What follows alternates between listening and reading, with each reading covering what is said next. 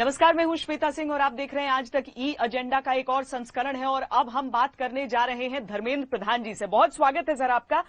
दरअसल जिस तरीके से कोरोना के खिलाफ लड़ाई में हमने देखा कि अर्थव्यवस्था का तेल खत्म हो गया और अब जो फाइनेंस मिनिस्ट्री है उसकी तरफ से रोज रोज घोषणाएं की जा रही हैं कि किसके ऑयल टैंक में कितना कितना पेट्रोल भरा जाएगा।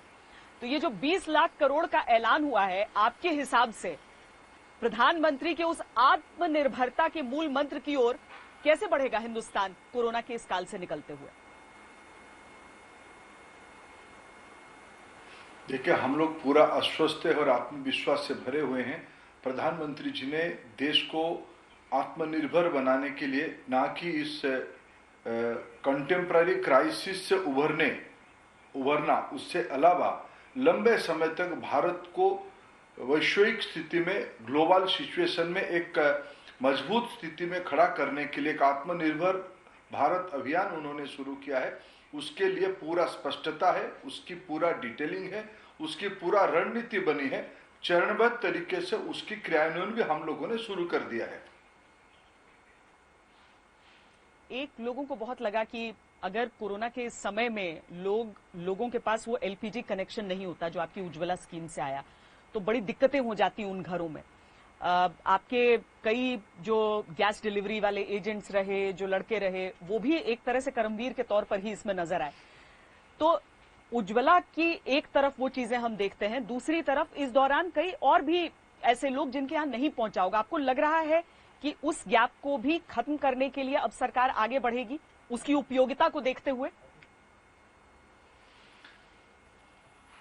देखिए, मैं आपका आभारी हूं। आपने इस क्राइसिस में, इस संकट की घड़ी में उज्ज्वला की महत्व को प्रधानमंत्री जी ने एक कमर्शियल कमोडिटी को एक वेलफेयर स्ट्रैटेजी में परिवर्तित किया। जब उज्ज्वला शुरू हुई थी, और ना केवल उज्ज्वला, देश में जब प्रधानमंत्री जी 14 में जिम्मेदारी लिए, उस समय में 14 करोड़ एलपीजी कंज्यूमर थे। लगभग हाउस होल्ड की 55% लोग उज्ज्वला कंज्यूमर थे, एलपीजी कंज्यूमर थे, जो आज बढ़ के उज्ज्वला के साथ साथ एलपीजी कंज्यूमर संख्या 95% हो चुका है। आपने सही फरमाया, रोज 55 से 60 lakh door delivery LPG cylinder की किया जाता है। उसमें से 8 करोड़ उज्ज्वला हिताधिकारियों को 3 महीने में जितने भी उनकी कंजम्पशन होगी फ्री गैस दिया जाएगा। उस काम पे भी तेजी से काम किया जा रहा है। हमें नहीं लगता है कि आबादी की कोई हिस्सा इस स्कीम से छूटा हुआ है। जो थोड़ा किंचित नंबर छूटा हुआ है, उनको भी धीरे धीरे, जिस प्रकार के उज्ज्वला ने और एलपीजी ने एक विश्वसनीयता पैदा किया है, एक सामाजिक अर्थनैतिक कैटलिस्ट बन किया है, निश्चित रूप में बाकी हिस्सा भी धीरे धीरे एलपीजी नेटवर्क में जुड़ जाएगी।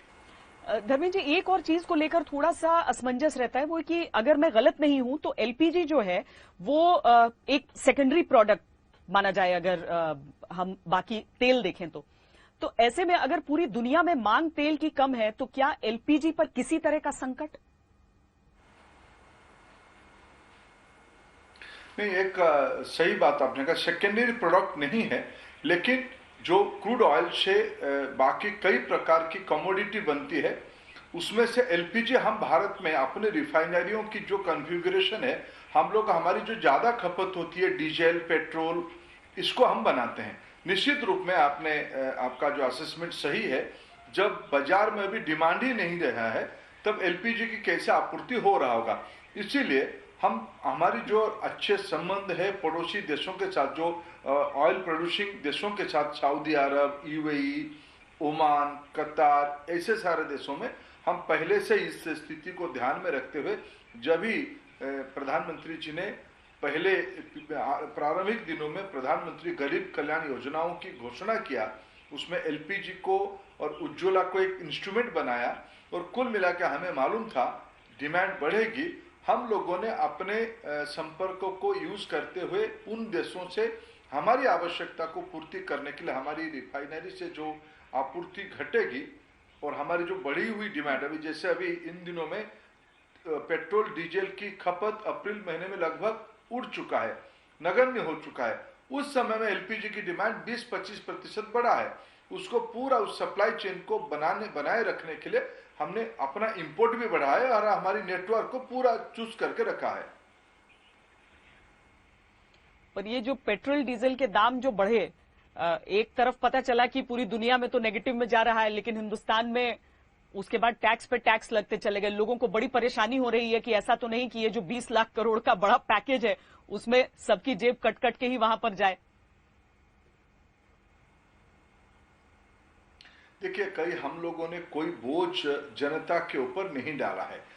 जब डिमांड ही नहीं रहा था तब उसको ध्यान में रखते हुए हमने मार्च से थोड़ा पेट्रोल की दामों में अपना जो मार्केटिंग फ्रीडम की प्रैक्टिस है, जो नीति है, उसमें एक विशेष परिस्थिति को ध्यान में रखते हुए हम लोगों ने प्राइस को, हमें मालूम है आज के दिनों में जो एक अबनॉर्मल प्राइस हमारे सामने है ये ज्यादा दिन रहेगा नहीं है। डिमांड जब फिर आएगी फिर दाम आज यूजुअल होने की ओर जाएगा।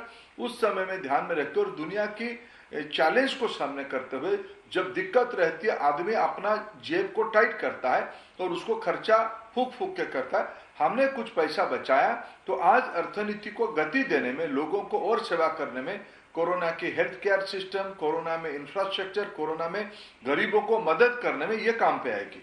बहुत बहुत धन्यवाद धर्मेंद्र प्रधान जी हमसे बातचीत करने के लिए और लोगों को यह आश्वासन देने के लिए, क्योंकि लॉकडाउन 4 के बारे में भले ही प्रधानमंत्री नरेंद्र मोदी ने कहा है, लेकिन लोगों को अभी और डिटेल्स का इंतजार है और इस तरह के आश्वासन से घर से निकलने से पहले उन्हें काफी सुकून मिल सकता है। बहुत धन्यवाद।